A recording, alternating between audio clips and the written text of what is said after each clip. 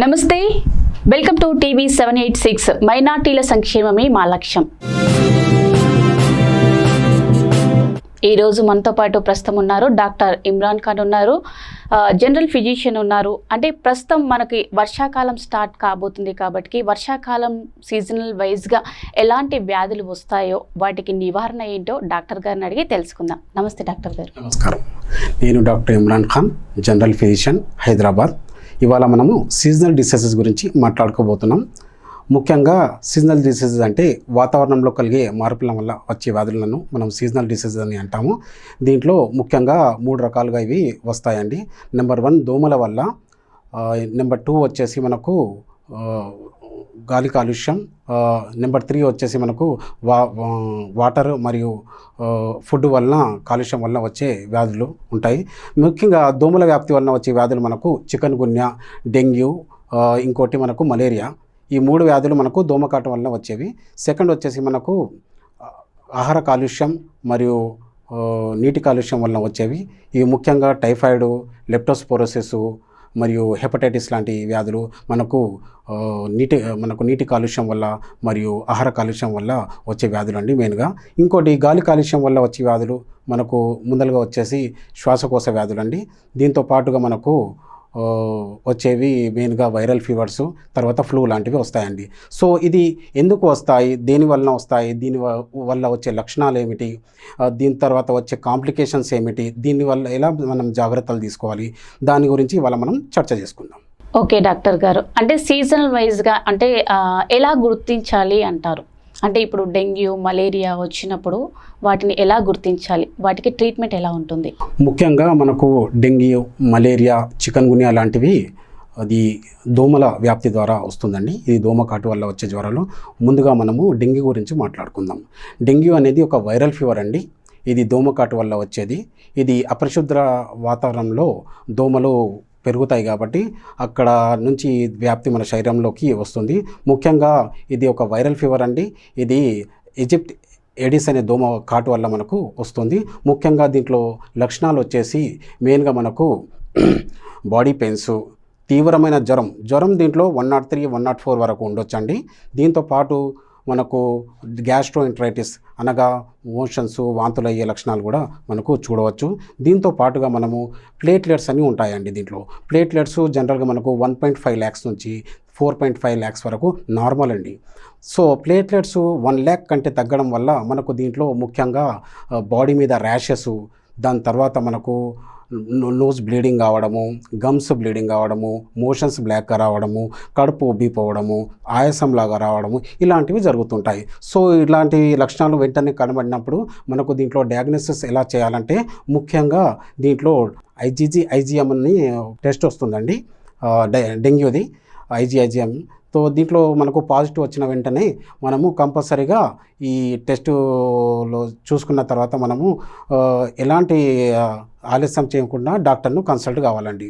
So దీనివల్ల వచ్చే complication చాలా అవిగా ఉంటాయి కాబట్టి కంపల్సరీగా డాక్టర్ను చూపించి తగిన వైద్యం చేసుకుంటూ సలహా తీసుకుంటూ మనము ఈ వ్యాధి బారి నుంచి బయటపడవచ్చు. నెక్స్ట్ మనం మాట్లాడుకునేది చికెన్ గున్యా అండి. చికెన్ గున్యా అంటే ఇది కూడా ఒక దోమకాట వల్ల వచ్చే వ్యాధి అండి. సో చికెన్ గున్యాలో మెయిన్గా వచ్చేసి ఫీవరు 102, 103 వరకు కూడా ఉండొచ్చు. ఇది మామూలు వైరల్ ఫీవర్ లాగానే ఉంటుంది, కానీ దీంట్లో సివియర్ జాయింట్ పెయిన్స్ లాంటివి, జాయింట్ వాపులు, ఇంకోటి జ్వరము 2-3 రోజులు తర్వాత కూడా తగ్గకపోవడము, కంటిన్యూస్గా జ్వరం ఉండడము, ఇంకోటి రోగి మంచానికే పరిమితమయ్యే పరిస్థితి కూడా దీంట్లో ఉంటుంది. సో దీనికి మనము ఒక చికెన్ గున్యా IgM అనే ఒక టెస్ట్ వల్ల మనం దీనికి నిర్ధారించవచ్చు. సో చికెన్ గున్యా వల్ల మనం వచ్చే లక్షణాలను త్వరగా గుర్తుపట్టి దీనికి ట్రీట్మెంట్ తీసుకోవడం వల్ల మనం ఈ వ్యాధి నుండి బయటపడవచ్చు. నెక్స్ట్ మనం మలేరియా గురించి మాట్లాడుకుందాం. మలేరియా అనేది కూడా ఇది దోమకాటు వల్ల వచ్చే వ్యాధి. దీంట్లో జ్వరం కూడా తీవ్రంగా ఉంటుంది, 102, 103 వరకు కూడా వెళ్ళొచ్చు. దీంట్లో చెమటలతో కూడిన జ్వరం వస్తుందండి. ఇంకోటి చలితో కూడిన జ్వరం కూడా దీనికో మనం చూస్తాము. ఇంకోటి దీంట్లో 3 రకాల పరాన్నజీవులు వల్ల మనకు ఈ వ్యాధి కలుగజేస్తుంది. ఒకటి ప్లాస్మోడియం ఫాల్సిఫామ్, వైవాక్స్, ఓవేల్ అని ఉంటాయండి. ఈ టెస్ట్ నిర్ధారణ అయిన తర్వాత మనం కంపల్సరీగా డాక్టర్ను మనకు కన్సల్ట్ అయ్యి ఈ వ్యాధి గురించి మనం కంపల్సరీగా ట్రీట్మెంట్ చేయించుకొని మనము ఈ వ్యాధి నుంచి బయటపడవచ్చు. ఇంకోటి ఇలా మనము ఈ లక్షణాలు గుర్తించి కంపల్సరీగా ఇవి చేసుకోవడం వల్ల మనము ఈ దోమలతో కాటు వల్ల వచ్చే వ్యాధుల నుంచి మంచిగా బయటపడవచ్చని నేను ఈ సందర్భంగా తెలియజేస్తున్నాను. ఓకే డాక్టర్ గారు, మరి చిన్నపిల్లల్లో పెద్దల్లో అంటే ఇద్దరికి అంటే సేమ్ ఒకే రకమైన వైరస్ అటాక్ అయినప్పుడు వచ్చే లక్షణాలు ఎలా ఉంటాయి? అంటే చిన్నపిల్లల్లో సేమ్ ఉంటుంది, పెద్దవాళ్ళలో కూడా సేమ్ అవే లక్షణాలు ఉంటాయి? ముఖ్యంగా మనము చిన్నపిల్లల్లో చూసినట్లయితే వీళ్ళకు ఇమ్యూనిటీ పవర్ చాలా తక్కువ ఉంటుందండి. సో పెద్దవాళ్ళలో కూడా దీర్ఘకాలికంగా వ్యాధులు ఉన్న వాళ్ళలో కూడా ఇమ్యూనిటీ పవర్ తక్కువ ఉండడం వల్ల వీళ్ళకు తొందరగా జబ్బు సోకే అవకాశం ఉంటుంది. వీళ్ళకు కొంచెం జ్వరం రావడం వల్ల వెంటనే డాక్టర్ను చూపించడం, టెస్టులు చేయించడం, వ్యాక్సినేషన్ చేయించడం వల్ల మనము తొందరగా గుర్తించి వీళ్ళకు మనం ట్రీట్మెంట్ చేయించుకోవచ్చు. ఎందువల్ల అంటే వీళ్ళకు వ్యాధి నిరోధక శక్తి చాలా తక్కువ ఉంటుందండి. సో ఈ వ్యాధి నిరోధక శక్తి తక్కువ ఉండడం వల్ల వీళ్ళకు ఇన్ఫెక్షన్స్ సోకే ఛాన్సెస్ చాలా ఎక్కువ ఉంటాయి. సో టయానికి వ్యాక్సినేషన్ చేయించడము, ట్రీట్మెంట్ ఇప్పించడం చాలా ఇంపార్టెంట్ అండి. ఓకే, మరి డాక్టర్ గారు వర్షాకాలంలో అంటే ఎలాంటి ఫుడ్ తీసుకోవడం వల్ల మనం ఈ దోమకాటు నుంచి రక్షించబడతాం? ముఖ్యంగా వర్షాకాలంలో వచ్చే వ్యాధులలో కంపల్సరీగా టైఫాయిడ్ కూడా ఒక వ్యాధి అండి. ఈ టైఫాయిడ్ అనేది మనకు కలుషిత ఆహారం, కలుషిత నీరు వల్ల మనకు సోకుతుందండి. ఈ టైఫాయిడ్లో మనము మిగతా వైరల్ ఫీవర్లకు టైఫాయిడ్కు ఎలా గుర్తించాలంటే, టైఫాయిడ్ అనేది కంటిన్యూస్గా ఫీవర్ ఉంటుందండి. 102, 103 వరకు ఫీవర్ ఉండి బాడీ పెయిన్స్, గ్యాస్ట్రోఎంటరైటిస్ అంటే తీవ్ర వాంతులు, విరోచనాలు, అలసట మరియు నీరసం వంటివి కనిపిస్తాయండి. దీంట్లో IgG, IgM, typhoid plus Widal test అనే ఒక డయాగ్నోసిస్ టెస్ట్ ఉంటుంది. ఈ డయాగ్నోసిస్ టెస్ట్ మనం చేయించడం వల్ల దీంట్లో వ్యాధి మనకు బయటపడుతుంది. ఈ వ్యాధి బయటపడంగానే మనము కంపల్సరీగా డాక్టర్ను కన్సల్ట్ అయ్యి మనం ట్రీట్మెంట్ తీసుకోవడం వల్ల ఈ వ్యాధి బారి నుంచి మనం బయటపడవచ్చు. కంపల్సరీగా దీనికి వ్యాక్సినేషన్ కూడా అందుబాటులో ఉంది, టైఫాయిడ్కు చిన్నపిల్లలకు కూడా పెద్దలకు కూడా. సో కాబట్టి మనం ఇండియాలో ఈ టైఫాయిడ్ను చాలా వరకు మనం స్లమ్ ఏరియాస్లో, అర్బన్స్లో, సెమీ అర్బన్స్లో చూస్తుంటాము. కాబట్టి ఈ వ్యాధి మనకు ఇండియాలో చాలా వరకు మనకు ఎక్కువ చూసే జ్వరాలలో ఇదొకటి. ఓకే, మరి అంటే ఈ మలేరియా, డెంగ్యూ సోకినప్పుడు వెంటనే వ్యాక్సినేషన్ వేసుకోవడం మంచిది అంటారా, లేకపోతే తగ్గిన తర్వాత ఎన్ని డేస్కి వ్యాక్సినేషన్ వేసుకోవడం బెటర్ అంటారు? ఇది ఏమంటే ఫస్ట్ మనము ఈ టైఫాయిడ్ అనేది ఒక నీటి కాలుష్యం మరియు ఆహార కాలుష్యం వలన వచ్చేవి కాబట్టి కంపల్సరీగా మనము నిర్ధారణ కాగానే ఫస్ట్ జబ్బుకు సంబంధించిన ట్రీట్మెంట్ తీసుకోవడం చాలా మంచిది. తర్వాత మనము వ్యాక్సినేషన్కు కూడా వెళ్ళొచ్చు. ఇంకోటి నేను చెప్పదలుచుకునేది ఏమిటంటే, ఈ వ్యాధి రాకుండా మనము తీసుకోవాల్సిన జాగ్రత్తలు ఏంటో నేను ఇప్పుడు మీకు చెప్తాను. ఫస్ట్ మనము బయటి ఆహారము, out side food, restaurants food మరియు స్ట్రీట్ ఫుడ్స్ లాంటివి దానికి చాలా దూరంగా ఉండాలి. పరిశుభ్రమైన నీరు, పరిశుభ్రమైన వేడి ఆహారం తీసుకోవడము. ఇంకోటి కాళ్ళు చేతులు సరిగా కడుక్కోవడం, కాళ్ళు చేతులు కడిగిన తర్వాత మనం అల్లం తినడం లాంటివి ముందు జాగ్రత్తలు తీసుకోవడం వల్ల ఈ వ్యాధిని మనము చాలా వరకు జయించవచ్చు.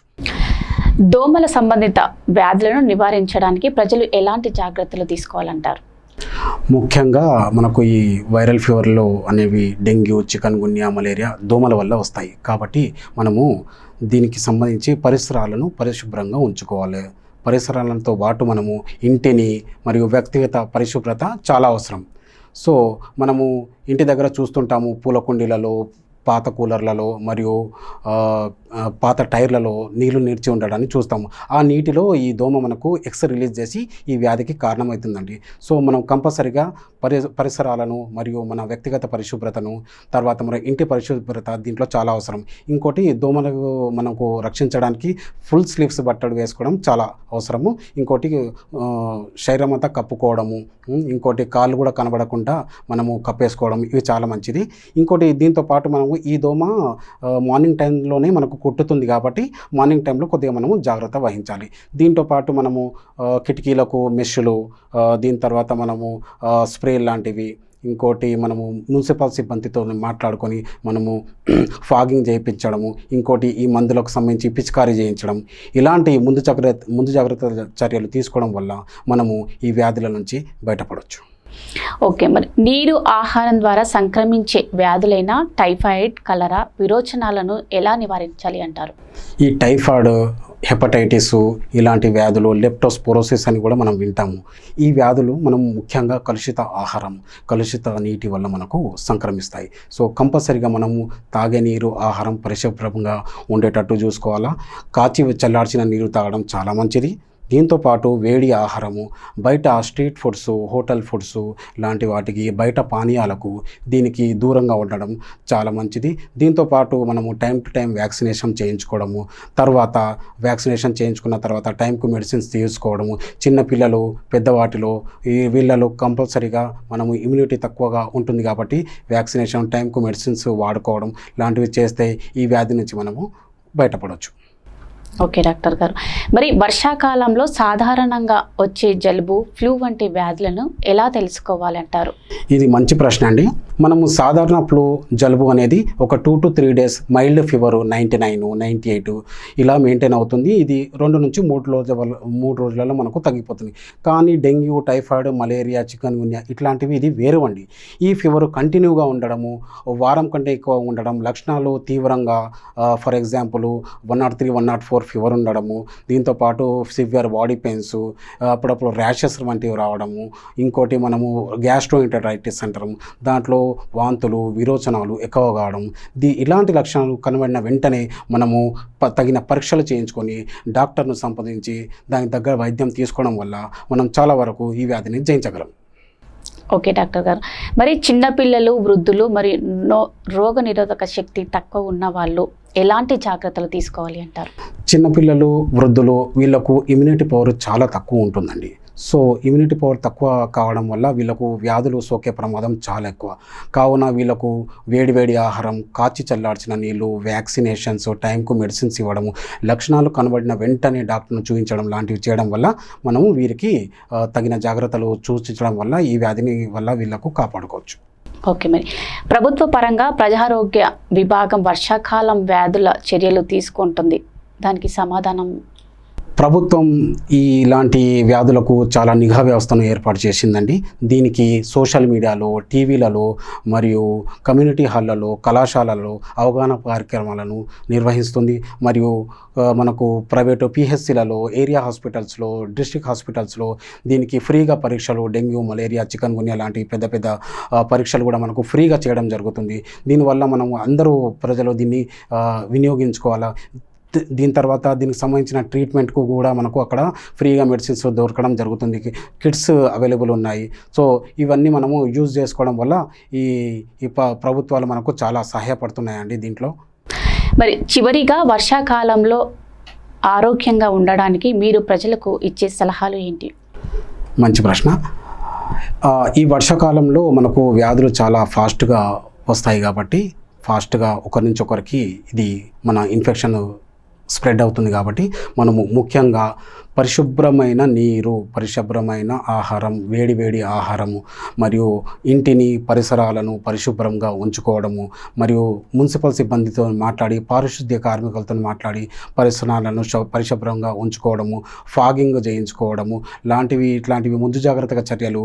ఇంకోటి వ్యాక్సినేషన్ చేయించుకోవడం టయానికి, మరియు వాకింగు, ఇమ్యూనిటీ పెంచే ఆహారాలు, ఫర్ ఎగ్జాంపుల్ స్వచ్ఛమైన కూరగాయలు మరియు ఫ్రూట్స్ లాంటివి తీసుకోవడము, వాకింగ్, జాగింగ్, యోగా లాంటివి చేయించుకోవడము, మంచి నిద్ర, ఇవన్నీ మనం పాటించడం వల్ల ఈ వ్యాధి నుంచి మనము చాలా జాగ్రత్త పడగలుగుతాం. తర్వాత ఇది రాకుండా కూడా మనకు ఇది ప్రివెంట్ చేస్తున్నట్టు. ఇక లాస్ట్గా నేను ఇచ్చే సలహా ఏంటంటే, ఈ అన్ని వ్యాధులకు కారణం మెయిన్గా మనం అపరిశుభ్రత కాబట్టి ఎంత వీలైతే మనం అంత శుభ్రతను పాటించి మరియు టైంకు డాక్టర్ను చూపించి లక్షణాలు గుర్తించి దీనివల్ల వచ్చే కాంప్లికేషన్స్ను మనము ఆపడం వల్ల ఈ వ్యాధిని టైంలో మనము నివారించగలుగుతాం. దీనివల్ల అందరూ హ్యాపీగా ఉండవచ్చు. ఈ వర్షాకాలాన్ని అందరూ ఆరోగ్యంతో పాటు ఈ వర్షాన్ని అందరూ మనము ఆరోగ్యంగా డీల్ చేయవచ్చు, హ్యాపీగా స్పెండ్ చేయవచ్చు. ఓకే డాక్టర్ గారు, కాకపోతే డాక్టర్ గారు ఒక చిన్న సందేహం కూడా ఉంది నాకు. ఏంటంటే ఇప్పుడు చిన్నపిల్లలు కానీ, వృద్ధులు కానీ, ఇప్పుడు వర్షాకాలం సీజన్లో రోడ్డు రద్దీ వల్ల బయటికి వెళ్ళలేని సిచ్యువేషన్లో కూడా చాలామంది ఉంటారు. సో వాళ్ళందరి కోసం ఇంట్లో ఉన్న హోమ్ రెమెడీస్ ద్వారా ఏమైనా ట్రీట్మెంట్ చేసుకోవచ్చు అంటారా? అలాంటిది ఏమైనా ఉంటే చెప్పండి. ఉన్నాయండి. కంపల్సరీగా అది కూడా మనం చెప్పుకుందాం. సో ఇంట్లో రెమెడీస్ వచ్చేసి మనము లక్షణాలు కనబడిన వెంటనే, ఫర్ ఎగ్జాంపుల్ ఫ్లూ, జ్వరం లాంటివి, బాడీ ఏక్స్, సర్ది, కాఫ్కి మనకు ఇంట్లో రెమెడీస్ వల్ల కూడా ఇవి మనకు ప్రాథమిక దశలో ఉన్నప్పుడు ఇవి చాలా సహాయపడతాయి. For example haldi with milk కానీ, కషాయాలు కానీ, ఇవి మనము దీనివల్ల మనకు చాలా ఉపయోగపడతాయండి. మరియు స్టీమ్ ఇన్హలేషన్ ఇలాంటివి మనము చేసుకోవడం వల్ల ప్రాథమిక దశలో వ్యాధి ఉన్నప్పుడు ఇవి చాలా సహకరిస్తాయి. దీనివల్ల కూడా మనము బయటపడవచ్చండి. ఓకే, మళ్ళీ అంటే ఇక చిన్నపిల్లలు కానీ వృద్ధులు కానీ అంటే గుర్తించడం లక్షణాలు తెలిసినప్పుడు వాళ్ళకి ఏ పర్సంటేజ్ నుంచి ఏ పర్సంటేజ్ లోపల డాక్టర్ని సంప్రదించడం మంచిది అంటారు?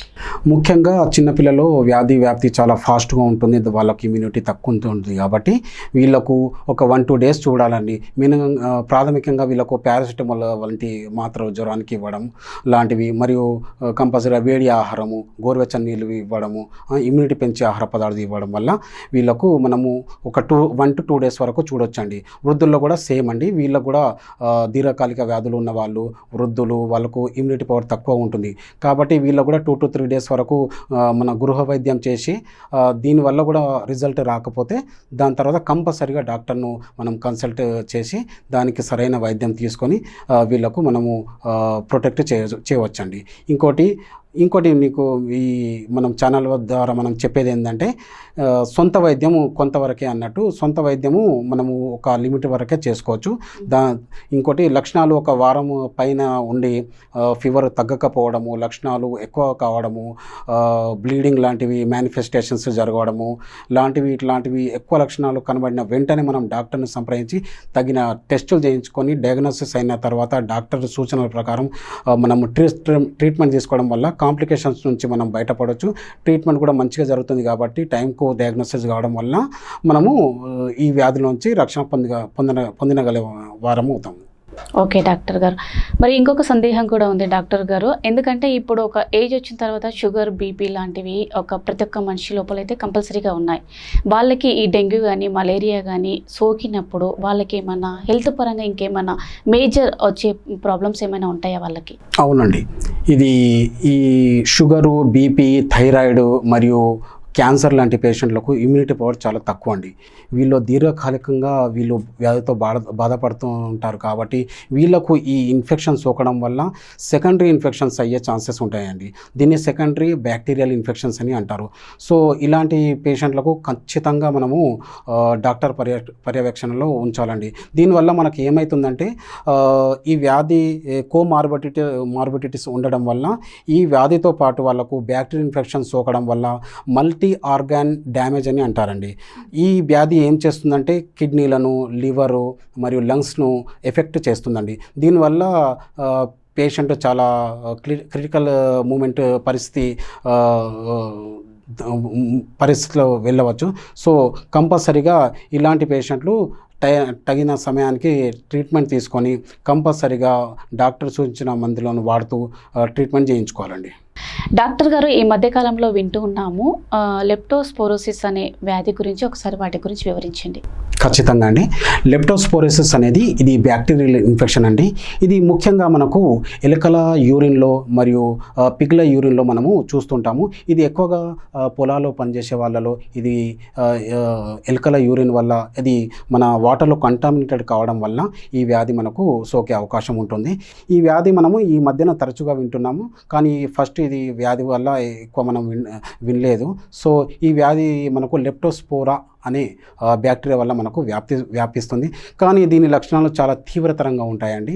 ఏ మాత్రం మనము ఎమరపాటుగా ఉన్నా ఇది మన ప్రాణాల మీద వచ్చే పరిస్థితి ఉంటుంది. కాబట్టి దీంట్లో ముఖ్యంగా లక్షణాలు వచ్చేసి 102, 103 ఫీవర్ ఉంటుందండి, సివియర్ బాడీ ఏక్స్ మరియు వాంతులు, విరోచనాలు అయ్యే ఛాన్సెస్ ఉంటాయి.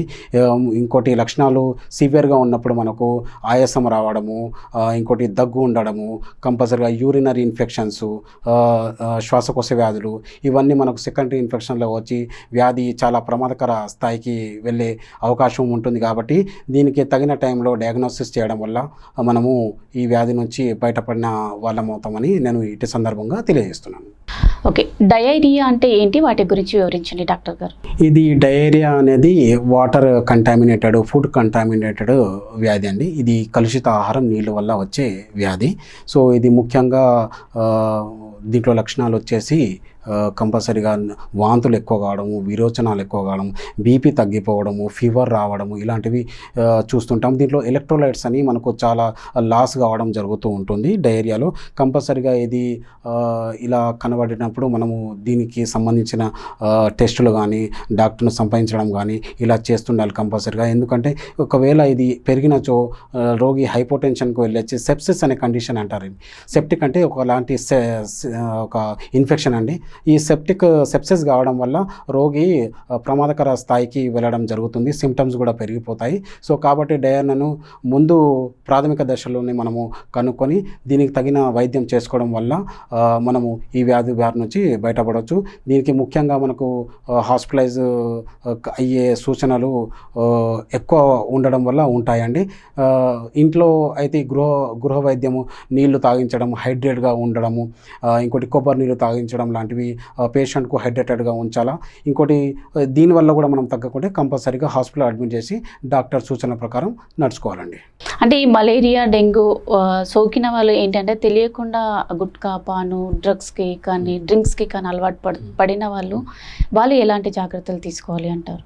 ఇది డెంగ్యూ, మలేరియా, చికన్ గున్యా ఇలాంటివి వైరల్ ఇన్ఫెక్షన్స్ కాబట్టి కంపల్సరీగా వాళ్ళు ఈ దురలవాటుకు దూరంగా ఉండడం వల్ల ఈ వ్యాధి తీవ్రతను తగ్గించవచ్చు. ఎందువల్ల ఈ దురలవాటు ఉన్న వాళ్ళలో ఇమ్యూనిటీ పవర్ చాలా తక్కువ ఉంటుందండి. సో ఈ గుట్కా, పాను ఇలాంటివి, చైనీలు ఇలాంటివి ఎంతకైనా ఆహారానికి చాలా హానికరం కాబట్టి ఈ వైరస్ దీనికి తోడు కావడం వల్ల వ్యాధి పెరిగి పేషెంట్స్కు కాంప్లికేషన్స్ వచ్చే ఛాన్సెస్ చాలా ఎక్కువ ఉంటాయి. సో కంపల్సరీగా వీటికి పేషెంట్స్ దూరంగా ఉండాలని నేను సూచిస్తున్నాను. ఓకే, సీజనల్ వైజ్ అని కాదు డాక్టర్ గారు, ఒక పేషెంట్ డాక్టర్ దగ్గరికి వచ్చినప్పుడు డాక్టర్ పేషెంట్తో ఎలా ట్రీట్ చేయాలి, ట్రీట్ చేసే విధానం ఎలా ఉండాలి, ఒకసారి మా ప్రేక్షకుల కోసం చెప్పండి. మంచి ప్రశ్న అండి. ఒక పేషెంట్ డాక్టర్ దగ్గర వచ్చినప్పుడు చాలా హోప్స్తో వస్తాడండి.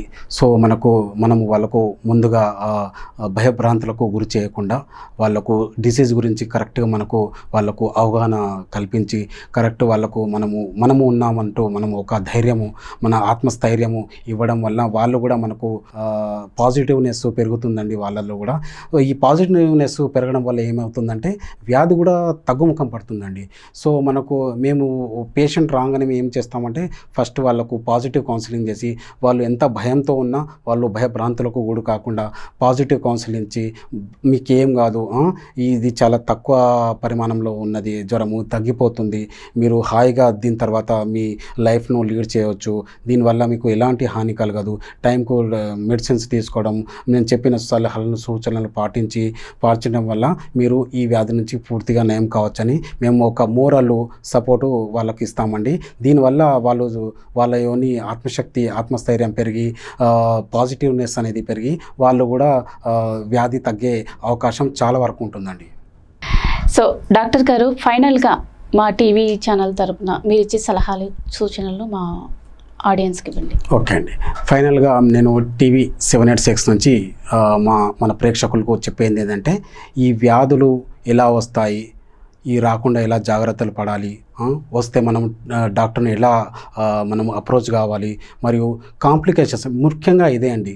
వ్యాధి నిర్ధారణ అయిన తర్వాత కాంప్లికేషన్ కాకుండా మనము డాక్టర్ను సరైన సమయానికి డాక్టర్కు మనం అప్రోచ్ అయ్యి సరైన వైద్యం తీసుకోవడం వల్ల మనకు ఎలాంటి హాని కాదు. ఇంకోటి, మీరు ఎలాంటి జ్వరం వచ్చినప్పుడు కానీ ఏమైనా లక్షణాలు కనబడం కానీ ఏదో హరిబరి అయిపోయి ఏదో టెన్షన్ పడిపోయి మీరు వెళ్ళకుండా డాక్టర్ను కలిసి సరైన వైద్యం తీసుకోండి. సరైన టైంలో సరైన డయాగ్నోసిస్ కావడం వల్ల కాంప్లికేషన్స్ తగ్గి వ్యాధి కూడా తగ్గిపోతుందండి. ఇదే నేను చెప్పే సారాంశము, ఇంకోటి నేను ఇచ్చే మెసేజ్ అండి. ఓకే, థ్యాంక్ యూ అండి, థ్యాంక్ యూ డాక్టర్ గారు. సో ఇదండి ఇవాళ మన డాక్టర్ గారు చెప్పిన సలహాలు, సూచనలు విన్నారు కదండి. ఇప్పుడు ఇంకా వచ్చే వర్షాకాలం సీజనల్ వైజ్గా మీరు ఎలాంటి జాగ్రత్తలు తీసుకోవాలో డాక్టర్ గారు చెప్పారు కాబట్టి ఇవి ఫాలో అయితే సరిపోతుంది. సో ఇదండి ఇవాళ డాక్టర్ షో. మరో డాక్టర్ ప్రోగ్రాంలో మళ్ళీ కలుసుకుందాం. అంతవరకు చూస్తూ ఉండండి టీవీ 786. మైనార్టీల సంక్షేమమే మా లక్ష్యం.